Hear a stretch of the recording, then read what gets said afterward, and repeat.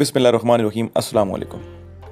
सलाहुद्दीन यूसुफ बिन अयूब, जिन्हें आम तौर पर सलाहुद्दीन अयूबी के नाम से जाना जाता है, अयूबी सल्तनत के बानी थे।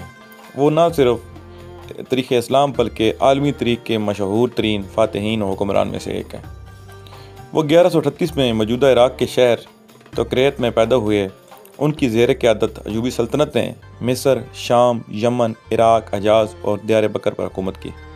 सलाहुद्दीन अयूबी को बहादरी, अच्छे अखलाक, सखावत और बुर्दबारी के बायस न सिर्फ मुसलमान बल्कि मसीह भी इज़्ज़त की निगाह से देखते हैं।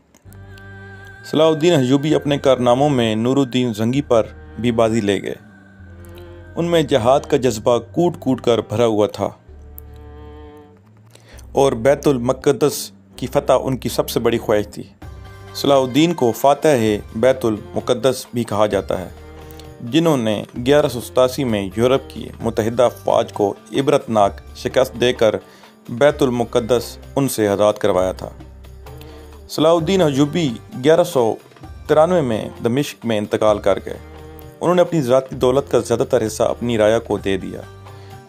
मुस्लिम सकाफ़त के लिए अपनी अहमियत के साथ साथ सलाहुद्दीन का कुर्द, तुर्क और अरब सकाफ़त में नुमाया तौर पर एहतराम किया जाता है। उन्हें अक्सर तारीख़ की सबसे मशहूर कुर्द शख्सियत के तौर पर बयान किया जाता है। सुल्तान सलाहुद्दीन अयूबी नस्लन कुर्द थे और 1138 में कुर्दिस्तान के इलाके तोक़रीत में पैदा हुए, जो अब इराक़ में शामिल है। शुरू में वो सुल्तान नूरुद्दीन ज़ंगी के यहाँ एक फ़ौजी अफसर थे। मिस्र को फ़तह करने वाली फ़ौज में सलाहुद्दीन भी मौजूद थे और उसके सिपह सलार शेरकू सलाहुद्दीन के चचा थे। मिस्र फ़तह हो जाने के बाद सलाहुद्दीन को 564 हिजरी में मिस्र का हाकिम मुकर्रर कर दिया गया। उस ज़माने में 569 हिजरी में उन्होंने यमन भी फ़तह कर लिया। नूरुद्दीन ज़ंगी के इंतकाल के बाद सलाहुद्दीन हुक्मरानी पर फैज़ हुए। उनका ज़ाती नाम यूसुफ था और सलाहुद्दीन उनका एक एजाज़ी लक़ब था।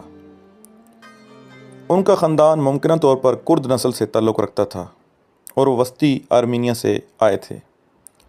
वो जिस रवीदार कबीले से ताल्लुक़ रखते थे, वो उस वक्त तक अरबी बोलने वाली दुनिया में जुज़वी तौर पर ज़म हो चुके थे। सलाहुद्दीन के दौर में शेख अब्दुल कादिर गिलानी से ज़्यादा किसी आलिम का असर व रसूख नहीं था और सलाहुद्दीन उनसे और उनके शागिर्दों से बहुत मुतासिर थे।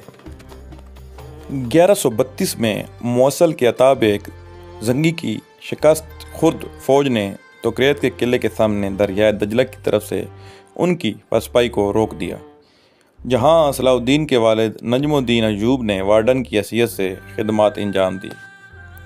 नजमुद्दीन अयूब ने फ़ौज के लिए कश्तियाँ फराहम की और उन्हें तोक़रीत में पनाह दी।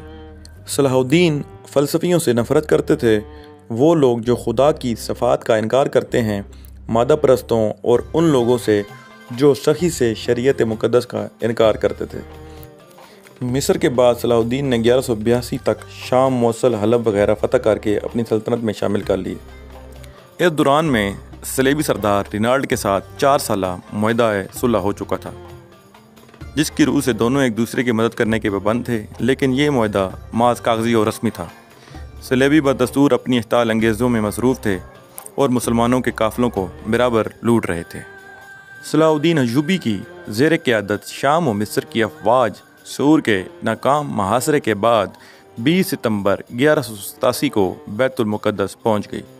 सलाहुद्दीन और बिलियन के दरमियान मुज़ाकरात हुए। सलाहुद्दीन बग़ैर खून खराबे के शहर हासिल करना चाहते थे, लेकिन शहर के मसीहों ने बग़ैर लड़े मुक़द्दस शहर छोड़ने से इनकार कर दिया और धमकी दी कि वो पुरअमन तौर पर शहर दुश्मन के हवाले करने पर उसे तबाह करने और ख़ुद मर जाने को तरजीह देंगे। मुज़ाकरात में नाकामी पर सलाहुद्दीन अयूबी ने शहर का मुहासरा कर लिया। सलाहुद्दीन की अफ़वाज बुर्ज दाऊद और बाब दमिश्क के सामने खड़ी हो गई और तीर अंदाज़ों ने हमले का आगाज़ किया। इसके अलावा शहर पर मंजनीकों के ज़रिए संगबारी की गई। सलाहुद्दीन की अफ़वाज ने कई मरतबा दीवारें तोड़ने की कोशिश की, लेकिन मसीहों ने इसे नाकाम बना दिया। 6 रोज़ मुहासरे के बाद सलाहुद्दीन ने अफ़वाज को शहर के दूसरे हिस्से की जानिब मुंतकिल कर दिया और हमला जबल ज़ैतून की जानिब से किया जाने लगा। 29 ستمبر کو مسلم افواج شہر کی فصیل کا ایک حصہ گرانے میں کامیاب ہو گئی، تاہم وہ فوری طور پر شہر میں داخل نہ ہوئی اور دشمن کی عسکری قوت کو ختم کرتی رہی۔ 1186 میں مسیحیوں کے ایک ایسے ہی حملے میں رینالڈ نے یہ جسارت کی کہ بہت سے دیگر مسیحی عمرہ کے ساتھ مدینہ منورہ پر حملے کی غرض سے اجاز مقدس پر حملہ آور ہوا۔ صلاح الدین ایوبی نے ان کی سرگرمیوں کی روک تھام کے لیے اقدامات کیے اور فوراً رینالڈ کا تعاقب کرتے ہوئے حطین میں اسے جا لیا۔ سلطان نے یہی دشمن کے لشکر پر ایک ایسا آتش گیر مادہ ڈلوایا جس سے زمین پر آگ بھڑک اٹھی۔ چنانچہ اس آتشی ماحول میں 1187 کو حطین کے مقام پر تاریخ کی خوفناک ترین جنگ کا آغاز ہوا۔ اس جنگ کے نتیجے میں 30,000 مسیحی ہلاک ہوئے اور اتنے ہی قیدی بنا لیے گئے۔ رینالڈ گرفتار ہوا اور سلطان نے اپنے ہاتھ سے اس کا سر قلم کیا۔ دراصل رینالڈ حضرت محمد مصطفیٰ صلی اللہ علیہ وآلہ وسلم کی شان میں برملا طور پر گستاخی کیا کرتا تھا۔ سلطان صلاح الدین ایوبی نے اسے اپنے ہاتھوں سے مارنے کی قسم کھائی تھی۔ یہی وجہ ہے کہ اس کے اتحادی بادشاہ کے ساتھ وہی سلوک کیا جیسے ایک بادشاہ دوسرے بادشاہ کے ساتھ کرتا ہے، لیکن رینالڈ کے جرائم بہت سنگین تھے۔ اس جنگ کے بعد اسلامی افواج مسیحی علاقوں پر چھا گئی۔ حطین کی فتح کے بعد صلاح الدین ایوبی نے بیت المقدس کی طرف رخ کیا۔ ایک ہفتے تک خون ریز جنگ کے بعد مسیحیوں نے ہتھیار ڈال دیے اور رحم کی درخواست کی۔ بیت المقدس پورے 88 سال بعد دوبارہ مسلمانوں کے قبضے میں آیا اور تمام فلسطین سے مسیحی حکومت کا خاتمہ ہو گیا۔ بیت المقدس کی فتح صلاح الدین ایوبی کا عظیم الشان کارنامہ تھا۔ اس نے مسجد اقصی میں داخل ہو کر نور الدین زنگی کا تیار کردہ ممبر اپنے ہاتھ سے مسجد میں رکھا۔ اس طرح نور الدین زنگی کی خواہش اس کے ہاتھوں پوری ہوئی۔ صلاح الدین ایوبی وہ پہلے حکمران تھے جو 2 مقدس مساجد کے نگہبان کھلائے گئے تھے۔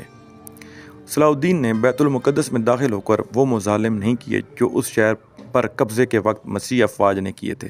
صلاح الدین ایوبی ایک مثالی فاتح کی حیثیت سے بیت المقدس میں داخل ہوا۔ اس نے زر فدیہ لے کر ہر مسیحی کو امان دے دی اور جو غریب ادا نہیں کر سکے ان کے فدیے کی رقم صلاح الدین نے اور اس کے بھائی ملک عادل نے خود ادا کی۔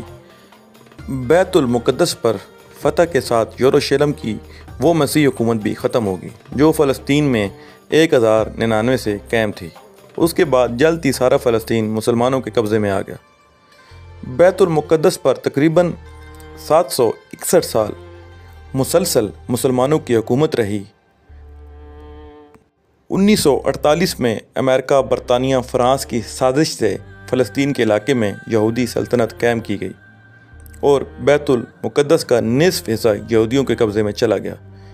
1967 کی عرب اسرائیل جنگ میں بیت المقدس پر اسرائیلیوں نے قبضہ کر لیا۔ قاہرہ پر قبضے کے بعد جب آپ نے فاطمی حکمرانوں کے محلات کا جائزہ لیا تو وہاں بے شمار جواہرات اور سونے چاندی کے برتن جمع تھے۔ صلاح الدین نے یہ ساری چیزیں اپنے قبضے میں لانے کی بجائے بیت المال میں داخل کرا دی۔ محلات کو عام استعمال میں لایا گیا اور ایک محل میں عظیم الشان خانقاہ قائم کی گئی۔ فاطمیوں کے زمانے میں مدرسے قائم نہیں کیے گئے۔ شام میں تو نور الدین کے زمانے میں مدرسے اور شفا خانے قائم ہوئے، لیکن مصر اب تک محروم تھا۔ صلاح الدین نے یہاں کثرت سے مدرسے اور شفا خانے قائم کیے۔ ان مدارس میں طلباء کے قیام و طعام کا انتظام بھی سرکار کی طرف سے ہوتا تھا۔ قاہرہ میں صلاح الدین کے قائم کردہ شفا خانے کے بارے میں ایک سیاح ابن جبیر لکھتا ہے کہ یہ شفا خانہ ایک محل کی طرح معلوم ہوتا ہے جس میں دواؤں کا بہت بڑا ذخیرہ ہے۔ اس نے عورتوں کے شفا خانے اور پاگل خانے کا بھی ذکر کیا ہے۔ صلاح الدین سلطنت غوریہ کے حکمران شہاب الدین غوری اور مراکشی حکمران یعقوب المنصور کا ہم اثر تھا۔ بلا شبہ یہ تینوں حکمران اپنے وقت میں دنیا کے عظیم ترین حکمرانوں میں سے تھے۔ 599 ہجری میں صلاح الدین انتقال کر گئے۔ انہیں شام کے موجودہ دارالحکومت دمشق کی مسجد امیہ کے نواح میں سپرد خاک کیا گیا۔ صلاح الدین ایوبی نے 20 سال حکومت کی۔ مورخ ابن خلقان کے مطابق ان کی موت کا دن اتنا تکلیف دہ تھا کہ ایسا تکلیف دہ دن اسلام اور مسلمانوں پر خلفائے راشدین کی موت کے بعد کبھی نہیں آیا۔ موجودہ دور کے انگریز مورخ لین پول نے سلطان کی بڑی تعریف کی ہے اور لکھتا ہے کہ ان کے ہم عصر بادشاہوں اور ان میں ایک عجیب فرق تھا۔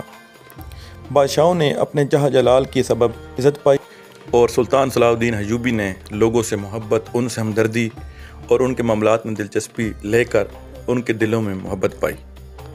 اللہ پاک سے دعا ہے کہ اللہ پاک دوبارہ سلطان صلاح الدین ایوبی جیسا لیڈر پیدا کرے جو دوبارہ فلسطین کو آزاد کروائے۔ تو دوستو آج کی ویڈیو امید کرتا ہوں آپ کو پسند آئی ہوگی۔ تو دوستو مزید ویڈیو دیکھنے کے لیے ہمارے چینل کو سبسکرائب اور بیل آئیکن کے بٹن کو ضرور دبائیے۔